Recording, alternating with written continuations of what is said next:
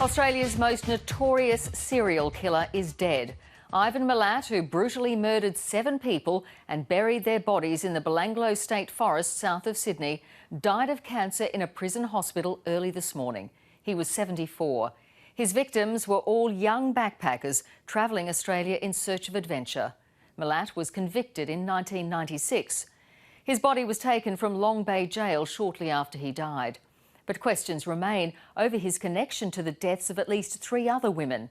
And right up until his own death, he refused to confess to anything. The New South Wales Corrections Minister says Milat showed no remorse, deserved to die in jail and can rot in hell. Even in his dying days, the backpacker killer never admitted to any of his crimes. If Milat had had one bit of decency in him, before he died, he could have made a statement about the murders he committed. Or put long-held suspicions to rest, including that he killed a university student, Leanne Goodall, more than 40 years ago.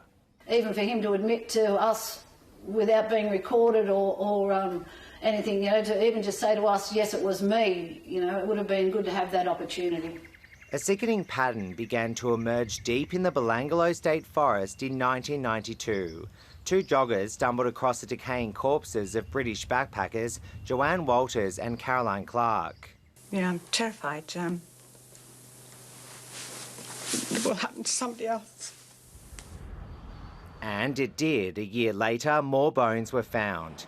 Those of Melbourne couple Deborah Everest and James Gibson. A month later, the remains of German backpacker Simone Schmiedel.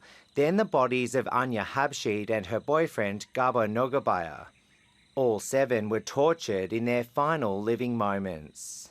In one case, one of the victims had smoked a whole packet of cigarettes while she waited to be killed. Ivan Milat stabbed, shot and strangled them. Some were raped, one was decapitated. One man escaped, British backpacker Paul Onions. His evidence led to the arrest of Ivan Milat. His home was like an Aladdin's cave in terms of the goods and property belonging to backpackers. The gun was also found and the former road worker was handed 7 life sentences in 1996. Ivan Milat spent his final few months in and out of Long Bay Prison Hospital, where he received treatment for stomach and esophageal cancer. But even in a world of pain, he gave nothing away, signing off letters to those on the outside as Ivan the Innocent. It's as though he's had the final say and he has that final cruel twist to these victims' families, sadly. All of whom are still mourning the loss of their loved ones. Mark Reddie, ABC News, Sydney.